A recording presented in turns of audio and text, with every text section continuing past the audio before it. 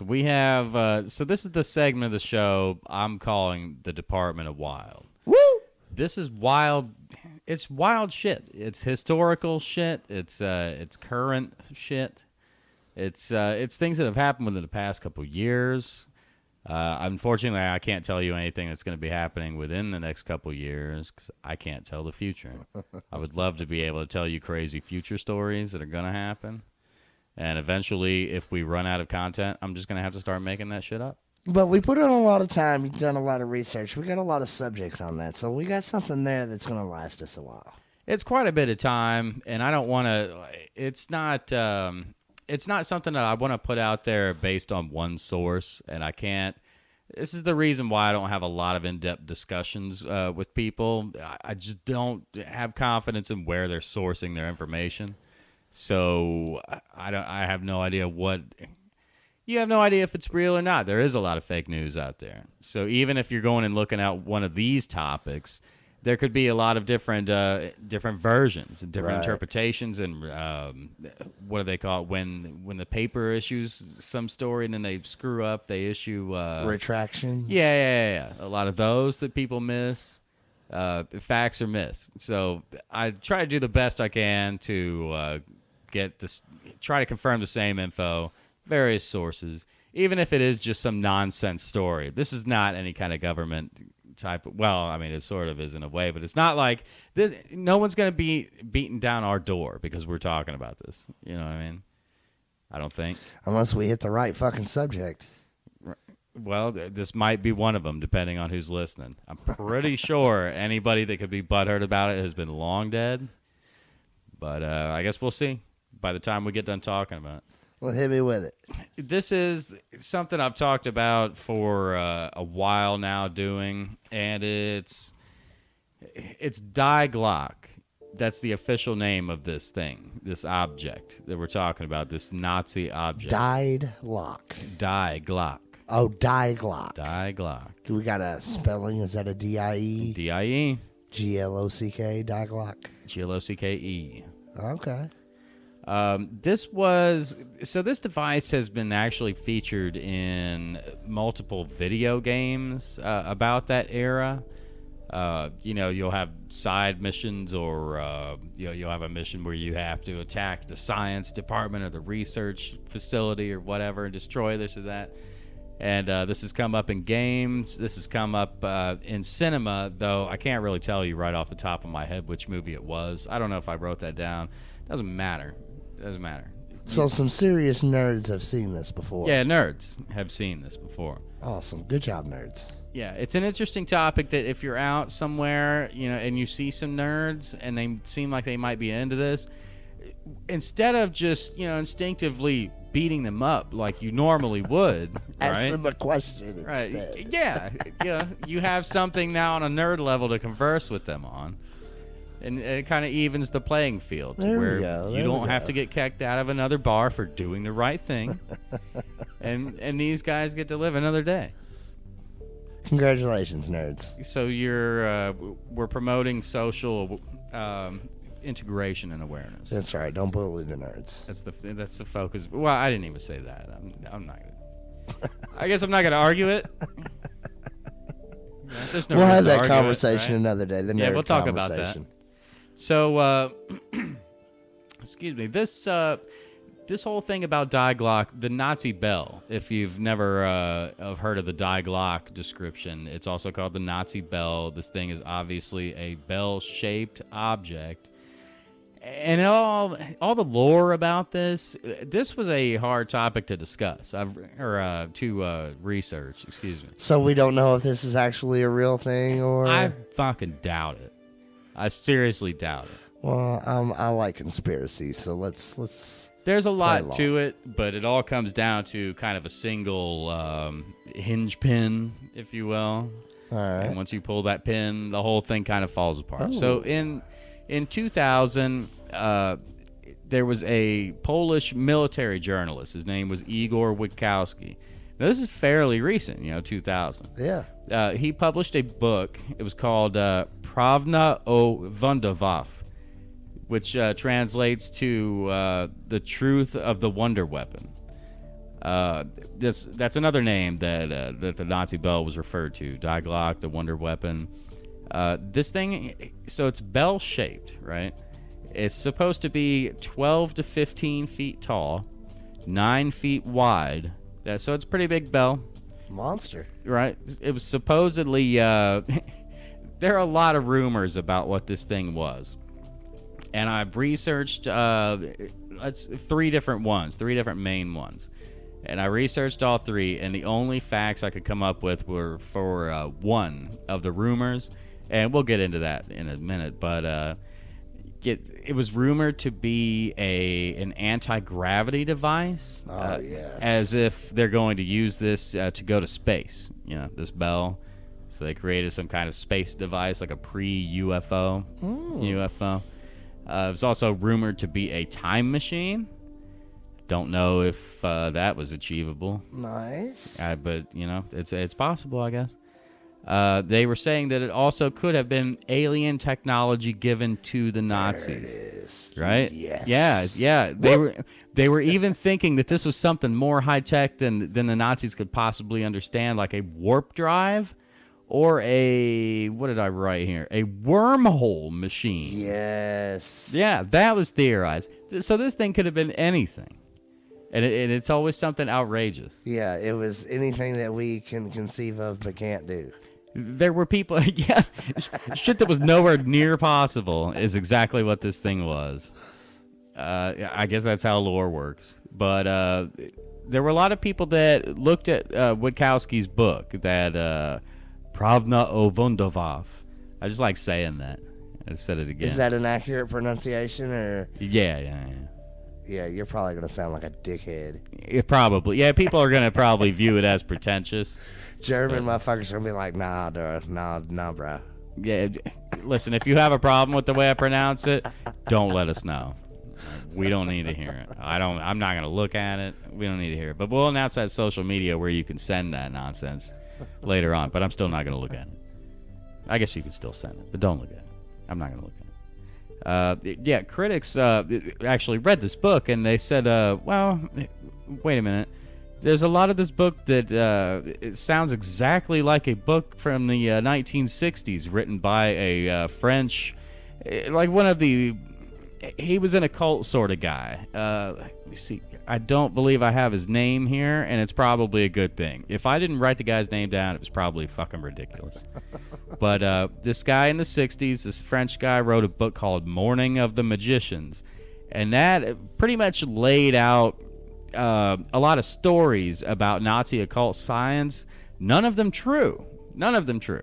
Completely debunked, right, guess. But it was a lot of... It built like a sci-fi mysticism around Nazi research, and that's where kind of like the lore was created. That still exists today. There are a lot of rumors about insane things that Nazis created. I mean, a small amount of them are true. But because of this book, now a lot more people are believing that it's all true. It's not all true. So we piggybacked off this guy. Right. Witkowski piggybacked off that guy, did pretty much the same thing with his books. And I did check out Witkowski's website, by the way. So I looked at this, and he's got several books, and they're all pretty much about the same thing, about, government corruption and the fall of empires and the end times coming. And oh shit. Yeah, and then this was the outlier, though. This is the only book that he had on the site that was not about the apocalypse. Everything. Yeah, everything's going to hell. And then just a random Nazi mysticism book on the side. Letting it all hang out. And I think he is in the process of maybe writing up a follow-up to this, and I would love to see that. It's probably it's going to be his Dear John letter. So I tried to lie to you guys, and it didn't work out. So we don't have any evidence as far as like a picture of this thing, or I don't believe that witness accounts of any kind. So here's the biggest thing about Witkowski and why critics were really hammering him on this. So he claims that he spoke to an intelligence service member of the Polish military, and when Poland was given back, or whenever Polish people got their country back from the Nazis, there was this facility that was there, And now this intelligence officer claims that they retrieved documents from this facility, had interrogations from that time about officers that had worked at this facility, and supposedly higher up SS officers would claim that all the researchers at the facility were ordered to be killed, so no one could tell any of the secrets going on there. Right, which doesn't sound too offbeat. It's all this convenient stuff, and Witkowski claims that he was able to view all of these documents and all these diagrams of the bell, and all this, read all these interrogations about the researchers, but he also said that he was not allowed to take any photos or recordings of any of it. He could only make notes about it. So that's kind of where all of this falls apart. If you believe that this guy really was able to look at this stuff, then it kind of holds. But so do all three, like you said it was an anti-gravity machine, it was this and it was that. Do all three of those versions come from the same guy of what the Nazi bell is? I don't believe so. I think that Witkowski's biggest push was, I didn't read the book. I have no idea. I don't think that they would all be from the same guy, though. Right. I think his biggest push was probably the alien technology angle. Now that I think about it. Yeah, I mean, I kind of want to unpack that for a little bit because if you had the anti-gravity machine, so to speak, that would be your propulsion to go anywhere you wanted to go. Am I right about that? I looked into it to see, because it seems like during that era, like the first 50 years of the 1900s, it seems like technology advanced really quickly. We did have a lot of wars in that period of time. Correct. We went from fucking bayonets to Nazis building some crazy shit real quick. And bigger, better tanks. Yeah. So the SS actually did have engineers and scientists working on vertical takeoff craft. So that was something that probably the most coveted scientists in history after it all fell apart. Imagine. Yeah. I would imagine so, yeah. Especially all those ones that got brought over in, oh man, what the hell was that project? There's an operation, I can't remember, but this was a thing. Yeah, the U.S. got a bunch of German scientists. Yeah. I can't remember. Damn, that's going to bug me now. Yeah, we can fucking unpack that shit all day long. That really did happen. History Channel's making, Ancient Aliens. They're making, where are they at, season fucking 46 now? They're making all kind of money on that shit. So I'm just going to talk about these notes since I have them written down and I actually did the research. Enlighten me. There was this facility in Poland that was rumored to have kept this bell, and it's rumored, when it's all said and done, everybody thinks that it's a test facility for the bell. This is where, if you look up the Nazi bell, you'll see like CGI renderings of the bell chained to all these different posts, and it's like writhing around, it's floating and glowing. Cool. It seems cool. Well, artist renderings, if you will. Yeah, so this it's called the Henge, this facility, and it kind of looks like a Stonehenge. It's got the stones in a circle, except it was obviously man-made. There's no dispute about that. Everybody accepts that.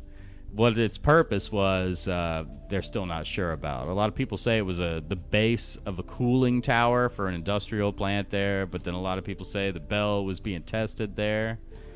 There was also now this is all Witkowski's notes that he was able to get from the Polish intelligence officer. He said he looked over all of these interrogations, all these trial notes. I guess this guy gave him a shitload of information. And it's very hard to believe. That is very hard to believe that you got hold of all this information. I mean, how often does that happen? He didn't give him the information. He let him view the information, right? He couldn't take a picture or... He could take notes. He could take notes. Yep. So according to his notes, there was a general that was let's see, found guilty.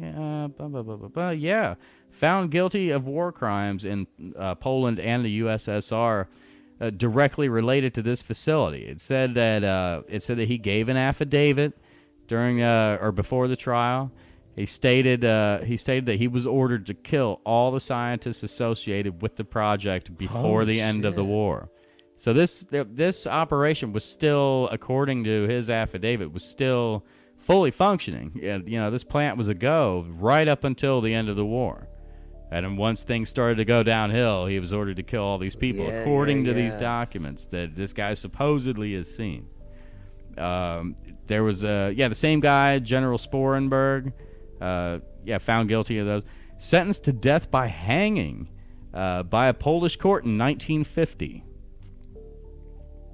Yeah, it was a German getting sentenced by a Polish court. Well, I guess he was on death row for a while, and he actually, he actually ended up dying in 1952.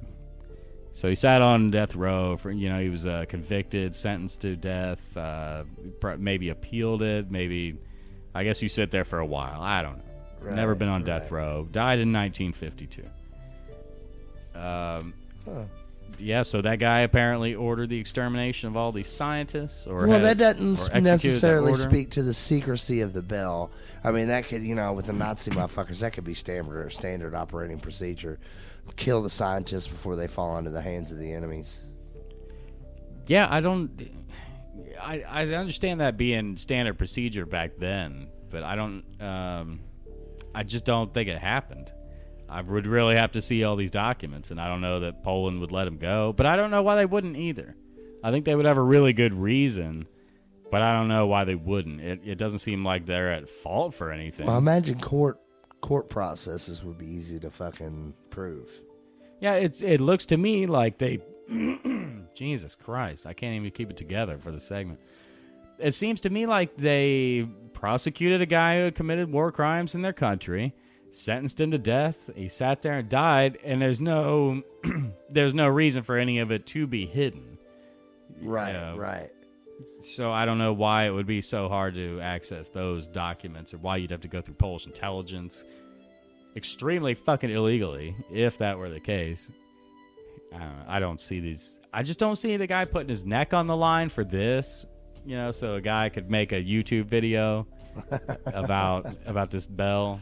Yo, if somebody's got the fucking dibs on a wormhole, you need to come off with that fucking thing. Well, this is the third theory. So we had the alien technology where it's making wormholes and warp holes and all this shit.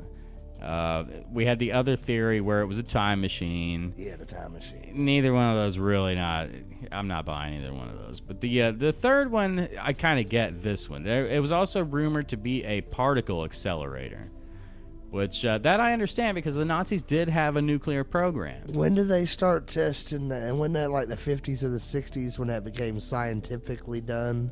Oh, no. It was definitely in the early 40s. Okay. Oh, yeah. Early 40s, yeah. In the 30s, I've listened to a few different podcasts about that subject, the Manhattan Project, and it was discovered in the 30s that this could be done. But several scientists, I think it was discovered over in Europe somewhere, but a lot of scientists didn't really want that information to get out there because they knew what was going to happen to it. So a lot of people, I think 2 or 3 different guys came to the same conclusion in completely different ways that you could make this sort of bomb. And they just kept it to themselves and their assistants and whatnot for a long time. And I don't know how it ended up getting out. It could have been, it was probably World War II related, when the info finally got out, probably late 30s. And then America found out about it in the early 40s. And got a bunch of German scientists, and we did that shit. Stole their people and did that shit. The government operates kind of like the NBA or whatever. I'm just going to take that guy. You're not using him. Yeah, that's ours. But that seems to make the most sense to me because, they did have that technology back then, and they were working on nuclear technology. They just didn't make it. Right. Luckily. But, when we're talking about particle accelerators, I mean, the shit, they stretch miles and miles and miles to do that acceleration stuff. Yeah, I know what you mean about the collider. Yeah. I'm just not sure how that relates to a particle accelerator. Or... See, have you ever seen one of those devices where they separate the plasma from the blood? No. And it goes in this machine, and it's kind of a centrifuge, more or less. Right, it just spins. So fast, yeah, and it separates those particles, or I don't know what the hell you call them. Platelets, if you will. Yeah, whatever, yeah. Separates those parts from each other. Yeah, I would imagine it'd be something like that, but way faster because it's molecules. Neat. Makes sense. But the biggest question, we still don't know which one it is. And most sites that you go to right away will say, this did not exist. This was not real. This was made up. And that's probably the case. But that's why it's so hard also to find more details about this. And I was wondering, if this was such a big thing, where the hell is it? It's got to be somewhere, or maybe there's more than one of them, different prototypes. And I could not find an answer to that. Just more conjecture by conspiracy assholes. Fake. Yeah, I'm trying to get some real fake shit conspiracy topic for your first show here Fake today, conspiracy. boys and girls. So, these fucking guys. You believe this shit? You don't even... Shit, these fucking guys. Oh, man. Mm-hmm. Feeding us some bullshit. Yeah, so this thing don't exist. But if it did... There's a rumor that it's trapped inside of a mountain in, I want to say in Switzerland, while it was being transported by train. Apparently, the train tunnel collapsed on the train, and Die Glocke is inside there, waiting to be released waiting to release wormholes left and right. It should have just whipped out a wormhole for itself. Oh, it could have. We couldn't just leave you with some shit conspiracy story. We had to leave you a little treasure map at the fucking end there. Go searching for it, you dummies. Well, there's also another rumor that it showed up in the late 50s in Pennsylvania. There was a small town in Pennsylvania where this object, supposedly the same look and size generally as Die Glocke, had landed in the woods of this town. And it was noticed because it was just so bright and so loud when this thing landed. A lot of people went out there. Obviously, the local journalists make it out there. Fire department, nobody's injured, but they're just kind of hanging out around this thing. Government swoops in. Everybody's told to disperse. Film and notes are taken. Fire department's told nothing happened. Yeah, that's the rumor on that one. The small town name I can't remember, but And what year was this? This was in the late 50s. I want to say 58. I want to say 58. No, that's probably a real UFO or some shit.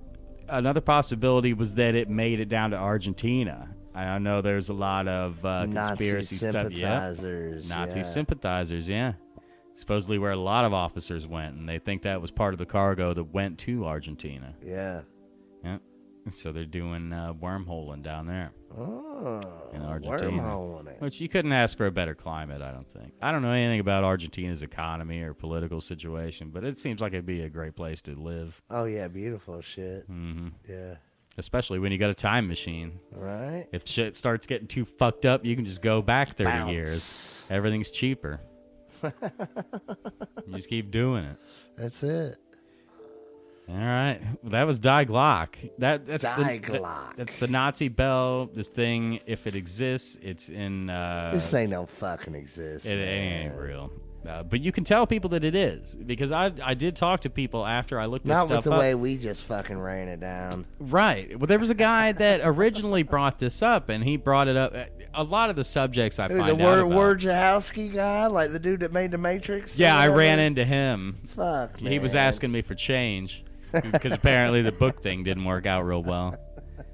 So he was telling me about this crazy book that he wrote. Holy shit. Like, let's hope that dude doesn't do a follow-up book to that fucking book. I believe it's in the works. Yeah, somebody's fucking getting robbed. Yeah, I can't wait. It's basically like Dianetics. You remember those commercials about What, Dianetics? the L. Ron Hubbard books? Yeah. You would see those fuck with commercials on TV. Those things were creepy to me back in the day. Yeah, I didn't fuck with none of that. It looked like something I couldn't possibly understand when I was a kid. But now I know why. Because there's no one understands it. It was a Fugazi. People pay a lot of money to understand it. And they don't understand it.